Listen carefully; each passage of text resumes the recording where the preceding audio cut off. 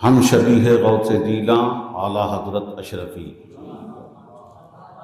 ہم شبیہ غوث جیلاں اعلیٰ حضرت اشرفی، جانشین شاہ سمنا اعلیٰ حضرت اشرفی۔ ہم اور آپ اس وقت مجدد سلسلہ اشرفیہ، ہم شبیہ غوث الثقلین حضرت سید شاہ محمد علی حسین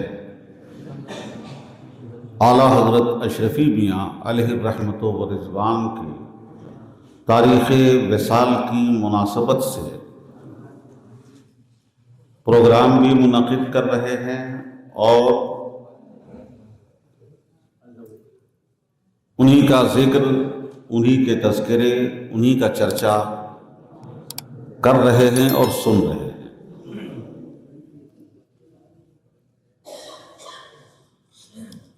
حضور اعلیٰ حضرت اشرفی میاں کی ذات بابرکات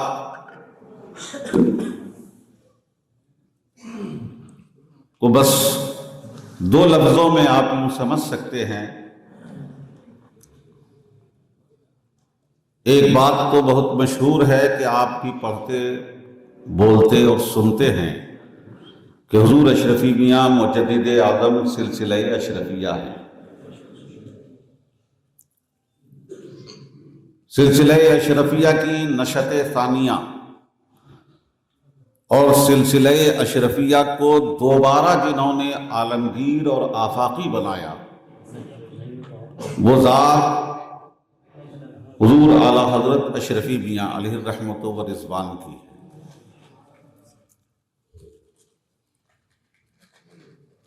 اولاد نور العین میں خانواد اشرفیہ کے اندر اولاد نور العین میں اور حضرت نور العین رضی اللہ تعالی عنہ کے اولاد کی مختلف شاخوں میں 6 صدیاں گزر گئی، ہمیشہ الگ الگ رنگ کے لوگ موجود رہے ہیں، عالم بھی رہے، اصحاب سلوک و طریقت بھی رہے، اور مجذوبین حضرات بھی اس خانوادے میں گزرتے رہے۔ مختلف شاخوں میں مختلف وصف و کمال کے افراد گزرتے رہے، لیکن مخدوم پاک اور مخدوم الآفاق علیہم الرحمت و رضوان کے بعد ایسی شخصیت جس نے 4 جانب سے بلکہ 6 جہات بن کر ہر جہت پر جنہوں نے توجہ دی اور کام کیا اور اشرفیت کو بام عروج تک پہنچایا، اشرفی ستارہ ثریا بن کر پر چمکنے لگا، اس کام کو انجام دینے والی ذات کا نام حضور اعلیٰ حضرت علی حسین اشرفی میاں۔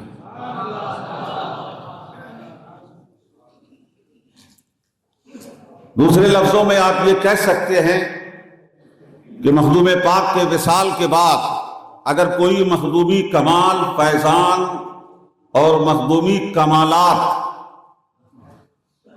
کا رنگ لے کر مخدوم ثانی بن کر اگر کوئی ظاہر ہوئے تو وہ حضور اعلیٰ حضرت اشرفی میاں تھے۔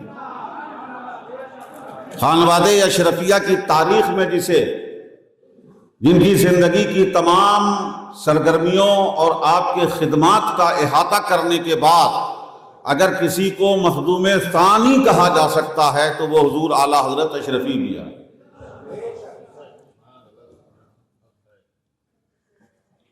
اور یقیناً حضور مخدوم پاک کی بشارت کہ اولاد نور العین میں ایسی ذات آئے گی، ایسا ایک شخص آئے گا جو میرے مشن کو دور دور تک پہنچا دے گا۔ وہ بشارت جو اولاد نور العین کے لیے حضور مخدوم پاک نے دی تھی، اس بشارت کے مصداق بن کر حضور اعلیٰ حضرت اشرفی میاں ظاہر ہوئے۔ تھی نوید غوث عالم جس کی آمد کے لیے، تھی نوید غوث عالم جس کی آمد کے لیے، بن کے وہ لال بدخشاں سچ ہے آئے اشرفی، بن کے وہ لال بدخشاں سچ ہے آئے اشرفی۔ میرے پیارے حضور اعلیٰ حضرت اشرفی میاں علیہ رحمت و رضوان، جن کی ابتدائی تعلیم ان کے مکان پر، ان کے گھر میں، بستی میں، گھر ہی پہ ابتدائی تعلیم ہوئی، اور اس وقت کوئی باضابطہ ایسا کوئی مدرسہ اور جامعہ نہیں تھا جہاں جا کر حضور اعلیٰ حضرت اشرفی میاں نے یہ نصابی تعلیم حاصل کی اور سند لیا اور دستار بندی ہوئی۔ یہ نصابی تعلیم کا دور نہیں تھا، لیکن اعلیٰ حضرت اشرفی میاں نے اپنے گھر پہ رہ کر اپنے استاد سے اور اپنے بزرگوں سے دین کی تعلیم، طریقت کی تعلیم، اور ساتھ میں سلاسل کی تعلیم، اتنی تعلیم حاصل کر لی کہ الحمدللہ صرف اعلیٰ حضرت اشرفی میاں عالم نہیں بلکہ الحمدللہ اپنے زمانے کے عارف بن کر چمکے، عالم کے ساتھ عارف بن کر چمکے، اور ایسے عالم و عارف بن کر چمکے کہ ان کے حلقہ ارادت میں ان سے عقیدت رکھنے والے عوام نہیں تھے بلکہ اس وقت کے منتخب اکابر علماء آپ کے عقیدت مندوں میں شامل تھے، جو علماء کے لیے شمع محفل بن گئے، جو علماء کے لیے مرکز عقیدت بن گئے۔ اور الحمدللہ آپ نے سنا ہوگا، مشہور بات ہے کہ اس وقت اعلیٰ حضرت اشرفی میاں علیہ رحمت و رضوان کی ذات ایسا روشن ماہتاب و آفتاب ذات تھی کہ بڑے بڑے علماء، اب میں اس کی تفصیل میں جاؤں تو یہ خود ایک عنوان، ایک باب بن جائے گا کہ اس وقت غیر منقسم ہندوستان کے،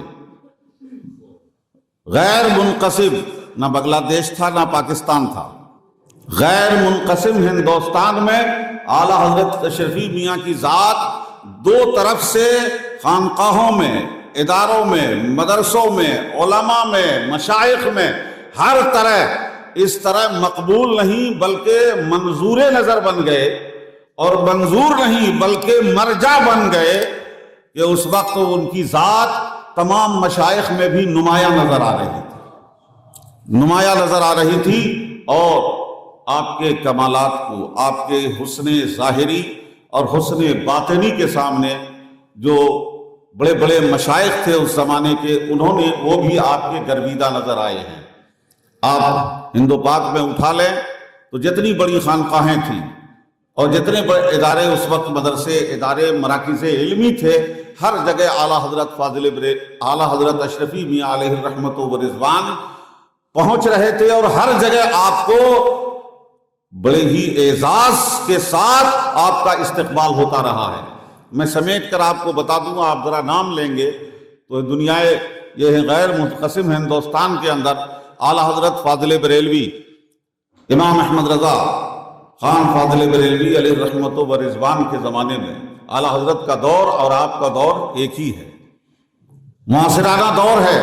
اس وقت علماء میں جن سے اعلیٰ حضرت جن کی تحریر پڑھ کر متاثر ہوئے تھے، وہ ان کا نام تھا سعد اللہ فاضل فخر الاماثل حضرت مولانا نعیم الدین مراد آبادی، سید نعیم الدین مراد آبادی سعد اللہ فاضل۔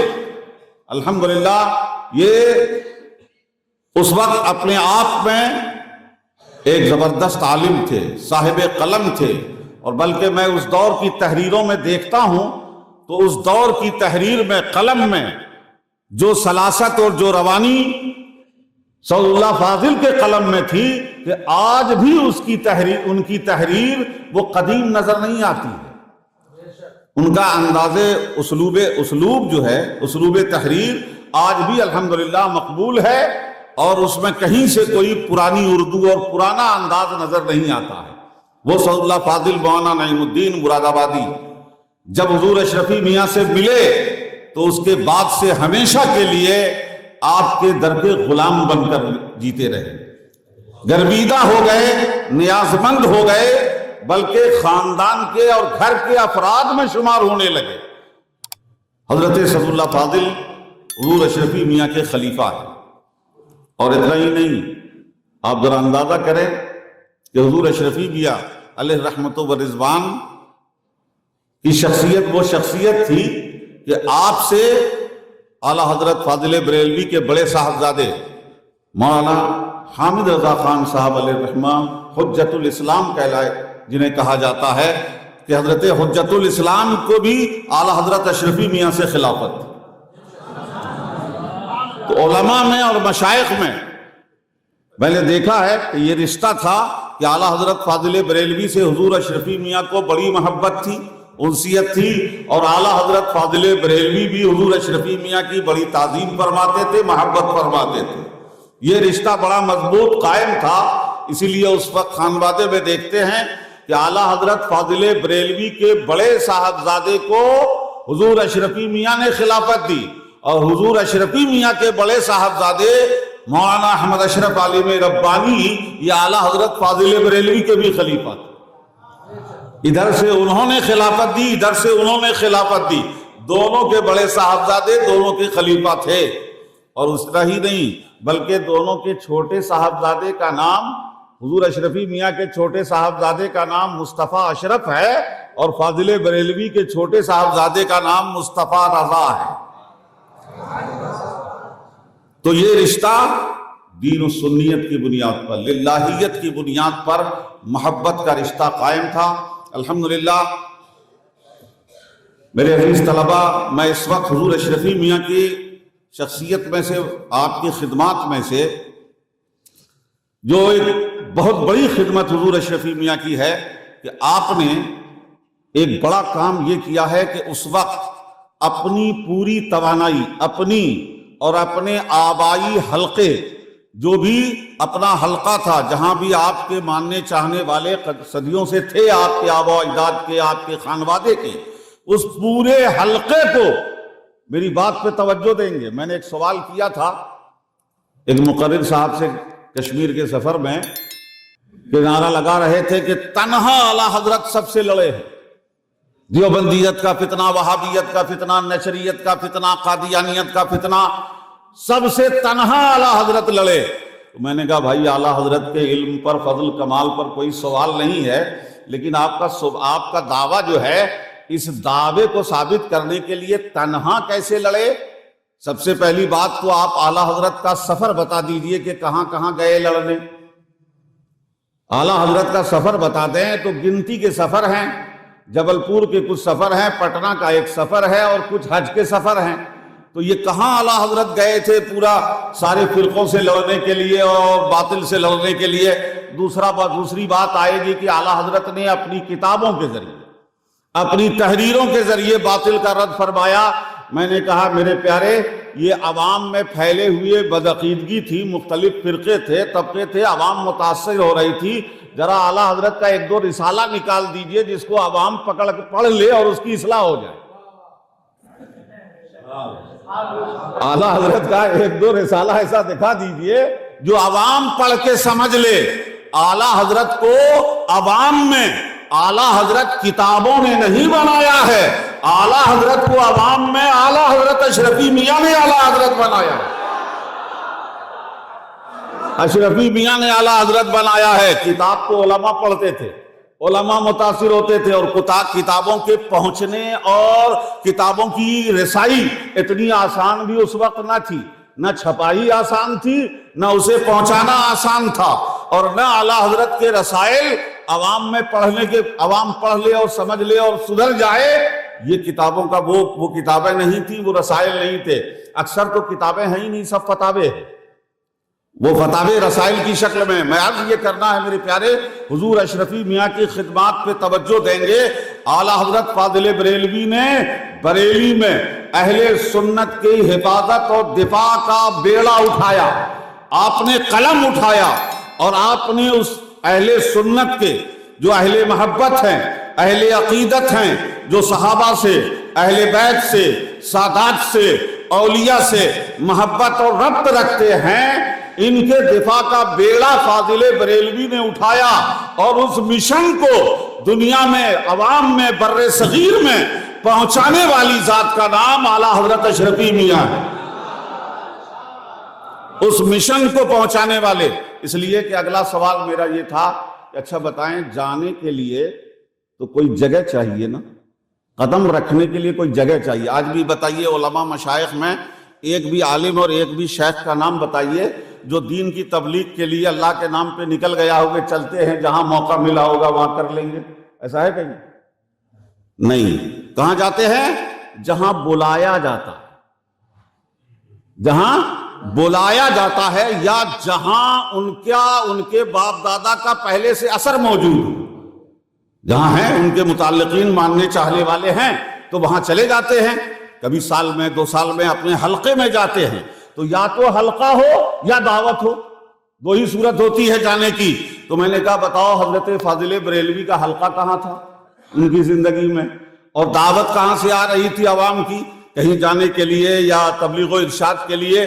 دعوتیں بہت مخصوص، پورے سال میں ایک بار حضرت مولانا عبدالسلام صاحب جبل پوری رحمت اللہ علیہ کے یہاں 12ویں شریف میں شرکت فرمایا کرتے تھے۔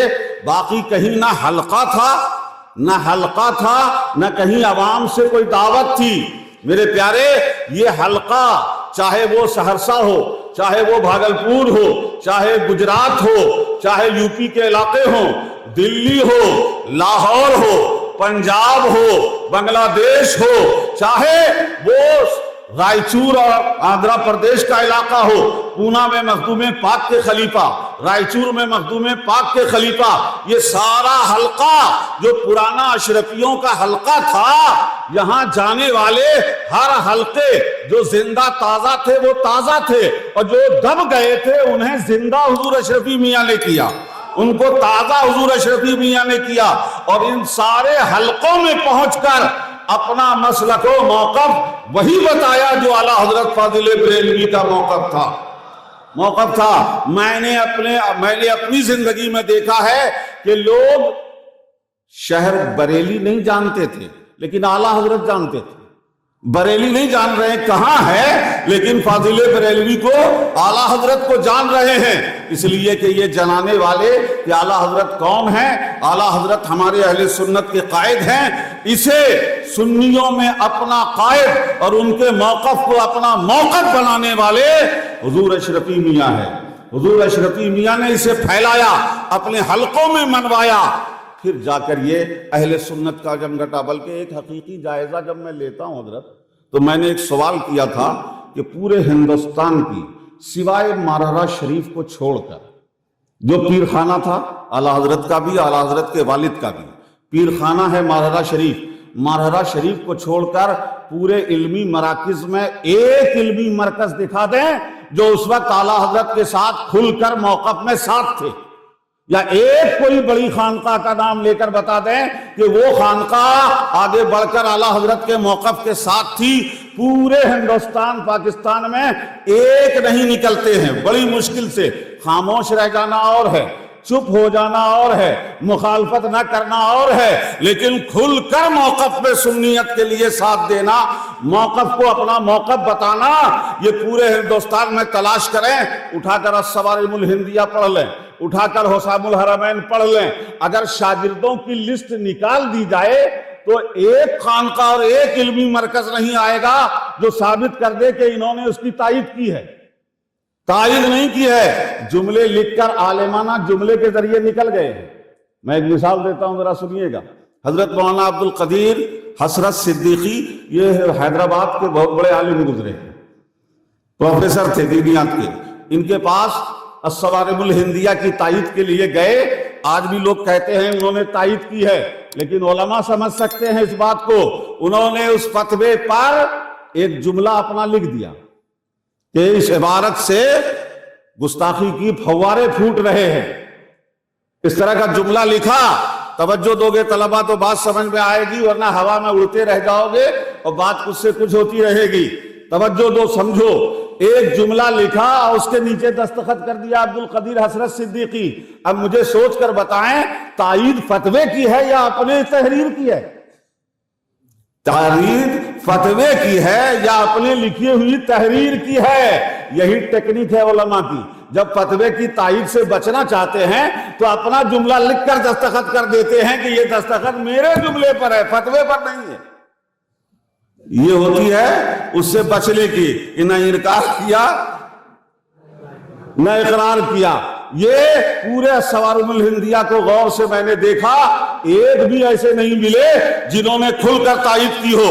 اگر کھل کر فتوے کی تائید نظر آتی ہے تو یا تو عالم ربانی کی نظر آتی ہے، محدث اعظم کی نظر آتی ہے، حضرت اچھے میاں محی الدین اشرف علیہ رحمت و رضوان کی نظر آتی ہے۔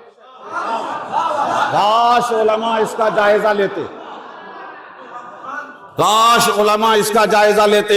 میرے پیارے، میں نے ایک جملہ کہا تھا بہت پہلے تقریر میں کہ حضور اعلیٰ حضرت اشرفی میاں کی شخصیت، آپ کی ذات، آپ کا حسن و جمال، آپ کا رعب و دبدبہ، اور ساتھ میں اللہ نے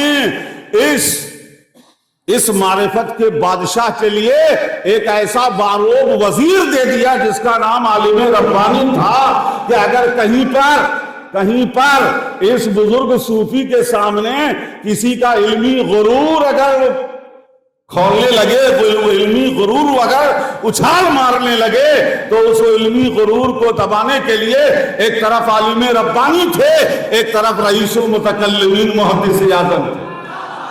محدث اعظم تھے۔ ان دونوں دست و بازوؤں کے ذریعے پورے ہند و پاک میں، بر صغیر میں، غیر منقسم ہندوستان میں جو اعلیٰ حضرت اشرفی میاں نے اہل سنت کے موقف کو منوایا ہے، یہ تو کمال ہے میرے پیارے۔ توجہ چاہوں گا اس بات پر، کمال یہ ہے حق منوانا اور کریڈٹ بھی نہ لینا۔ منوانا اور ہے، کریڈٹ لینا، کریڈٹ نہ لینا اور ہے۔ کوئی استاد مضمون لکھ کر طالب علم کے نام سے چھاپ دیتا ہے تو طالب علم کا نام ہو جاتا ہے، بات پہنچ جائے، نام کسی کا ہو۔ حضور اشرفی میاں نے موقف بنوایا، سنیت کو مضبوط کیا، علماء بنائے ہیں، پریس قائم کیا ہے، سارے میدان میں کام کیا، مشائخ کو اکٹھا کیا ہے۔ لیکن کمال، یہ تو کمال ہے، کمال بالائے کمال یہ ہے کہ اس کا کریڈٹ نہیں لیا، اس کا کریڈٹ نہیں لیا، اس بنیاد پہ اپنے بچوں کو نہیں اچھالا ہے، اپنی نسلوں کو نہیں اچھالا ہے، اس لیے کہ دوسروں کے پاس کریڈٹ لینے کے لیے یہی ہے، ان کے پاس ان سے بڑا کریڈٹ ہے کہ وہ ہر زمانے میں لیتے رہیں گے۔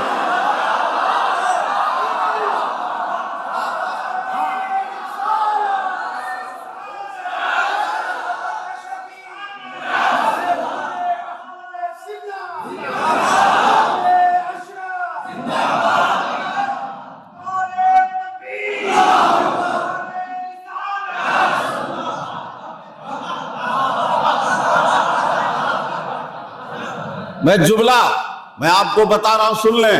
کچھ کتابیں لکھ دی ابا نے، اس کا کریڈٹ لے رہے ہیں لوگ۔ کوئی مدرسہ قائم کر دیا، اس کا کریڈٹ لے رہے ہیں لوگ۔ جامعہ قائم کیا ہے، فلاں مدرسے کے بانی ہے، فلاں نے اتنی کتابیں لکھی ہیں، فلاں نے یہ کیا ہے، تنظیم بنائی ہے، تحریک بنائی ہے۔ یہ ساری چھوٹے چھوٹے کریڈٹ یہ غوث الاعظم اور غوث العالم کی اولادیں نہیں لیتی ہیں، یہ ایک وقت کا کریڈٹ نہیں ہے۔ انہوں نے تو نجات کی ناؤ بن کر امت کو قیامت تک نکالنے کا کریڈٹ لیا ہے۔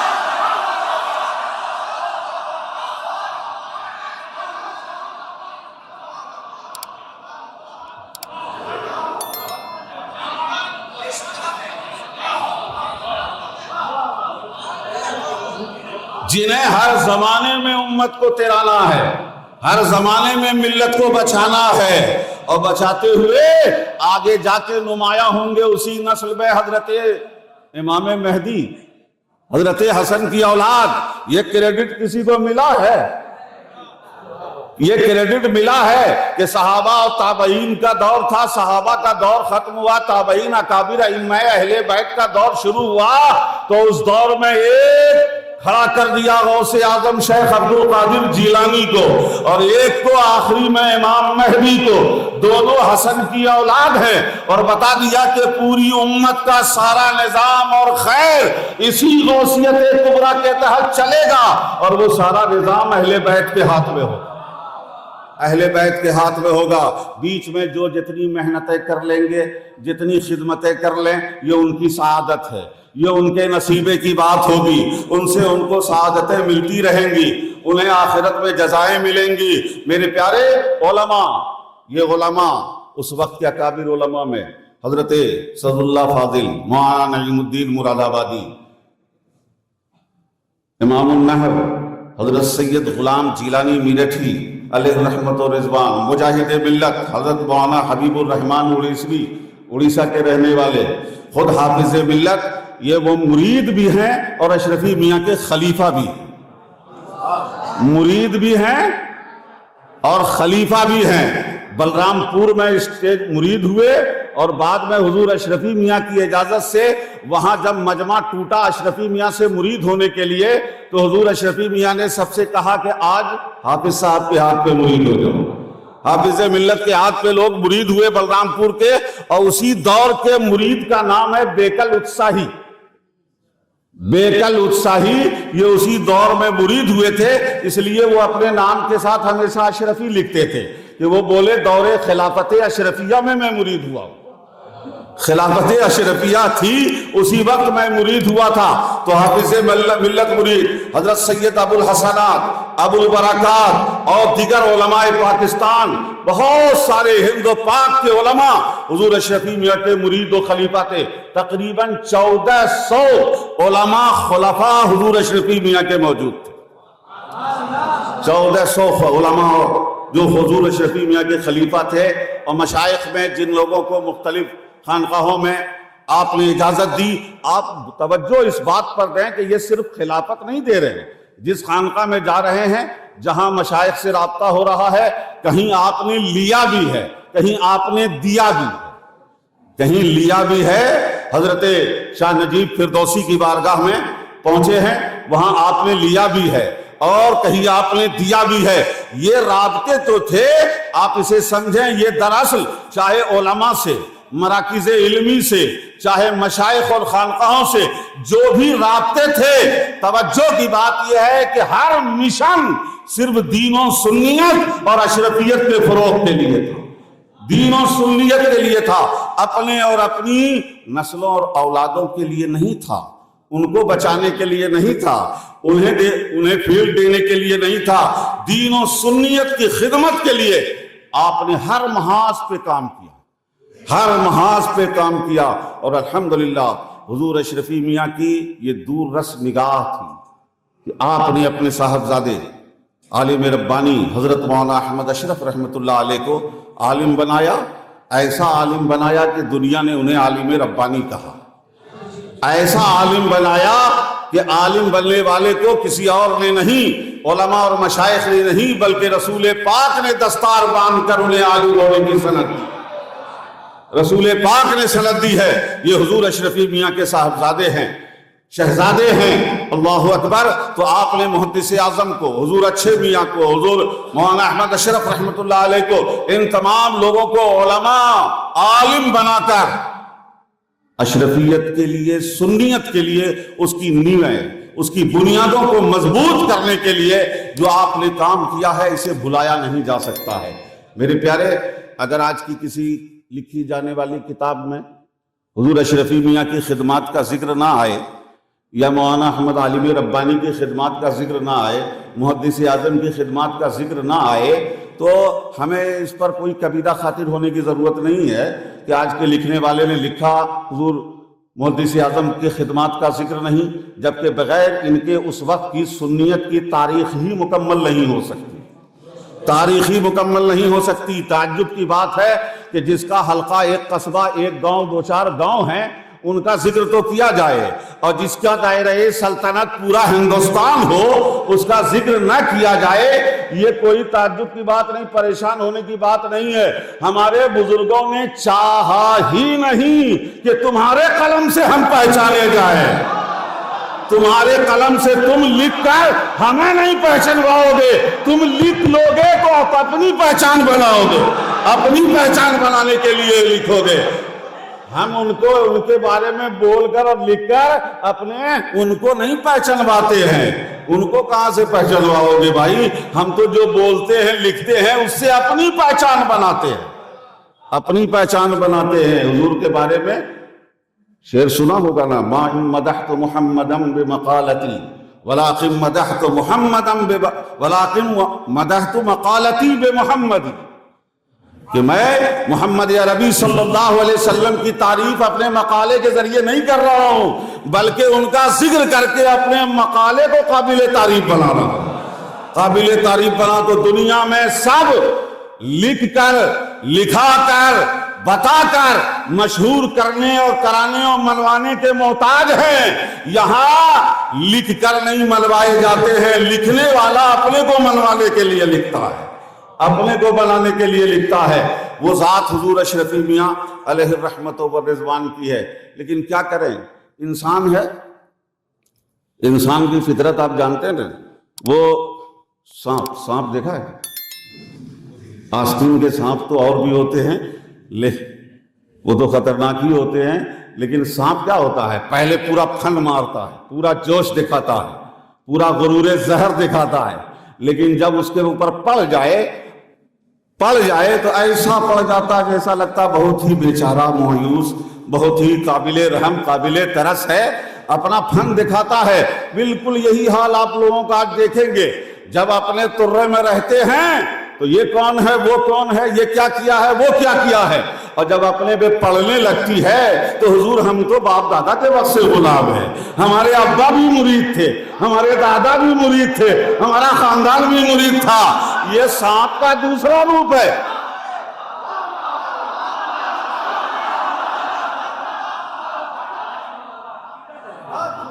یہ میں کون سی تقریر کر رہا ہوں جو آپ لوگ اتنا واہ واہ کر رہے ہیں؟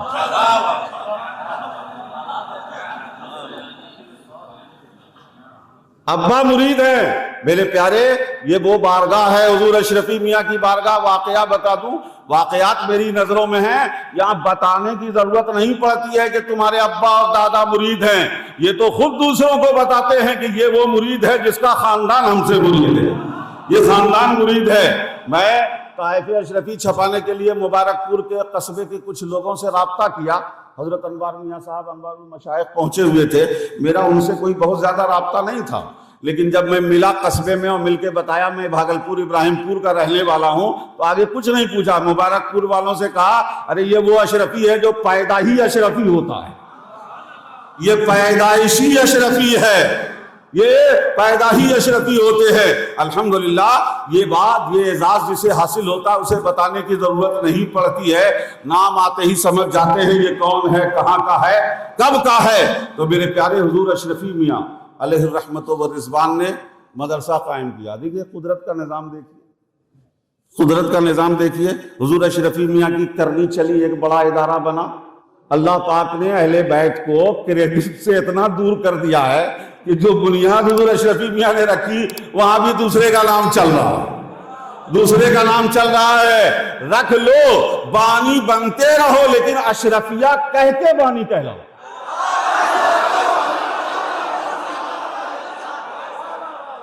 کیا ہے اشرفیہ؟ یعنی وہ رنگ اشرفی رہے، اشرفیہ کا نام رہے، نام اشرفیہ، اور پھر کہے بانی ہم، تو لوگ ایسے ہی سمجھ نہیں پائیں گے یہ کیسے ہو گیا، یہ کیسے ہو گیا۔ تو میرے پیارے، یہ بانی کہلانے کا شوق ہے، رکھیں۔ ان لوگوں نے تو کتنی بنیادیں رکھ دی ہیں، ان کو خود یاد نہیں ہوتا، ان کو خود یاد نہیں ہوتا کہاں کہاں بنیاد ڈال دیا ہے، کہاں کہاں بنیاد رکھ دیا ہے۔ اب وہ حضور، تو یہ گھرانہ حضور اعلیٰ حضرت اشرفی میاں نے صرف ایک پیر، ایک جیسے آج کے تصور میں ہے کہ پیر صاحب جائیں گے دعائیں ہوں گی، مختلف گھروں میں جائیں گے، ہر جگہ ناشتہ ہو جائے گا، فاتحہ ہو جائے گی. صرف یہ پیر بن کر، اس طرح کے پیر بن کر انہوں نے زندگی نہیں گزاری ہے. جدھر آپ دیکھیں گے کبھی ادارے میں نظر آئیں گے، کبھی علماء میں نظر آئیں گے، کبھی مشائخ میں نظر آئیں گے، کبھی فاضل بریلوی کے بریلی میں نظر آئیں گے، کبھی بدایوں میں نظر آئیں گے، کبھی اجمیر معلیٰ کے مدرسہ عثمانیہ میں نظر آئیں گے، کبھی لاہور میں نظر آئیں گے. کہیں ہر جگہ علم روحانیت کے ماحول میں نظر آ رہے ہیں، علماء مشائخ کے انجمن میں نظر آ رہے ہیں. اور پوری زندگی آپ نے ایک طرف ملت کو بھی سجایا، ملت کو بھی سنوارا، اور ایک طرف اپنے خاندان کو بھی ابھارا، خاندان کو بھی ابھارا. یقیناً حضور اعلیٰ حضرت اشرفی میاں جب آئے تو آپ خانوادہ اشرفیہ کی ایک عظیم شخصیت بن کر ابھرے. اپنے تو اپنے ہیں، غیر بھی آپ کے قائل ہو گئے. میں ان باتوں کا ذکر کروں گا تو لمبی ہوگی.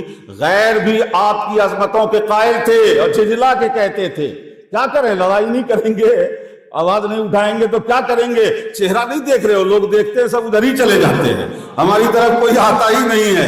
تو دشمنی نہیں کریں گے. تو یہ دشمنی بھی عظمت سے قائل ہو کر کرتے تھے، عظمت کو مان کر دشمنی کرتے تھے. تو یہ حضور اشرفی میاں نے سب کو الحمدللہ سرنڈر کر دیا تھا. ایک پلر بن کر خانوادہ اشرفیہ کے سامنے آئے. اور اس کے بعد حضور اعلیٰ حضرت اشرفی میاں نے جہاں عالم ربانی محدث اعظم، وہیں ایک بہت بڑی نعمت، انمول نعمت، نادر نعمت، اور وہ ایسی نازک نعمت ہمیں عطا فرمائی، وہ ہے حضور سرکار کلاں سید مختار اشرف. ایسا مظہر بنایا اپنا، الحمدللہ ایسا مظہر بنایا کہ جب تک یاد کرے کوئی کچوچا کا زمانہ کہ حضور اشرفی میاں کے بعد، اس وقت کنبہ زیادہ پھیلا نہیں تھا، افراد زیادہ نہیں تھے. شاخ شاہ حسن میں ایسے بھی افراد کم ہیں، شاخ شاہ حسین میں زیادہ اولاد ہونے کی بشارت ہے. اور دنیا میں سادات میں بھی امام حسینی سادات زیادہ ہیں، حسینی سادات زیادہ ہیں، اور خانوادہ اشرفیہ میں بھی حسینی زیادہ ہیں. اسی لیے مخدوم پاک نے کہا تھا حسین حسین ثانی ماس، یعنی امام حسین کے ثانی ہیں یہ حسین. جیسے ان کی نسلیں بڑھی ہیں ویسے ہی ان کی نسلیں بھی بڑھیں گی، یہ کہا ہے. اب ثانی کا مطلب ان لوگوں نے کچھ اور سمجھ لیا. یہ تو اپنی اپنی بات ہے کہ ثانی کا مطلب کیا ہوتا ہے. حضرت نور العین کی موجودگی میں نور العین کی اولاد کو ثانی کہیں گے؟ ایسا ہو ہی نہیں سکتا. جنہیں آپ نے 40 سال تک تراشا ہے، نکھارا ہے، وہ نور العین موجود ہیں، ان کی موجودگی میں کسی کو ثانی کہا جا سکتا ہے؟ یہ ہرگز نہیں ہو سکتا ہے. ثانی کا مطلب ثانی ہے، مخدوم نہیں ہے. ثانی حضرت امام حسین کہا ہے، شاہ حسین، کہ ان کے ہیں. بہرحال یہ بیچ میں ایک بات تھی. تو حضور اشرفی میاں اس وقت افراد کم تھے، آپ نے خانوادے کو سنوارا، سجایا، نکالا، پڑھایا، لکھایا، دنیا میں پھیلایا، سب کچھ کیا.